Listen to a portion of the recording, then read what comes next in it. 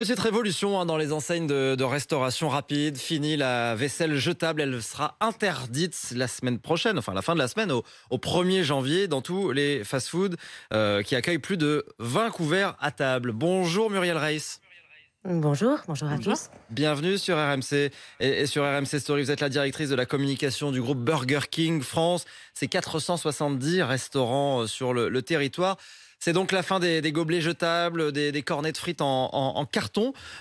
Vous serez prêts dans tous vos restaurants dès le 1er janvier?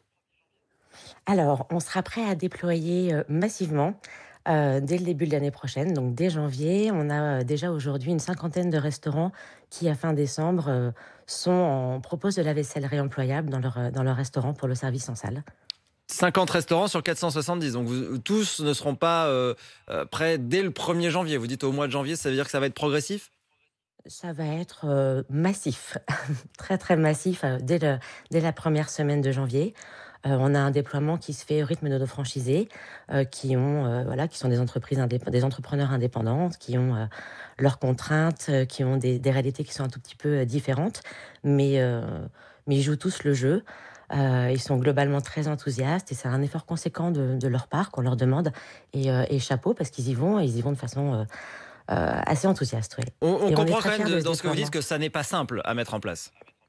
Alors, c'est pas simple, puisque ça a nécessité, plusieurs années d'études. En fait, ça fait 3 ans, qu'on travaille, sur le projet, puisqu'il a fallu d'abord, identifier le type de vaisselle qui était, adapté à nos restaurants, le type de matériaux qui était adapté, pouvoir identifier, le matériel de lavage, de séchage, de stockage, tester le tout en salle au moment où on a pu réouvrir nos salles au public, donc dès, juillet 2021. On a ouvert différents restaurants en pilote du réutilisable, pouvoir valider après le type de revoir à peu près toutes les méthodes chez nous, revoir la formation des équipiers aussi, toute la signalétique pour les clients, leur apprendre ce nouveau geste en salle. Donc oui, ça a été 3 ans de travail Hmm. assez conséquent pour y arriver, ouais. Comment ça va Et fonctionner on très est concrètement? Je viens manger chez vous, je commande un burger, des frites.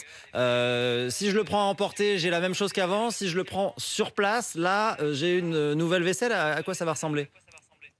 Alors on a des gobelets, donc boissons froides, boissons chaudes, qui seront réutilisables, les couverts, les bols à salade, les bols de king fries qui seront aussi en réutilisable, Ça reste une et ça vaisselle va en plastique, mais en plastique réutilisable, c'est ça?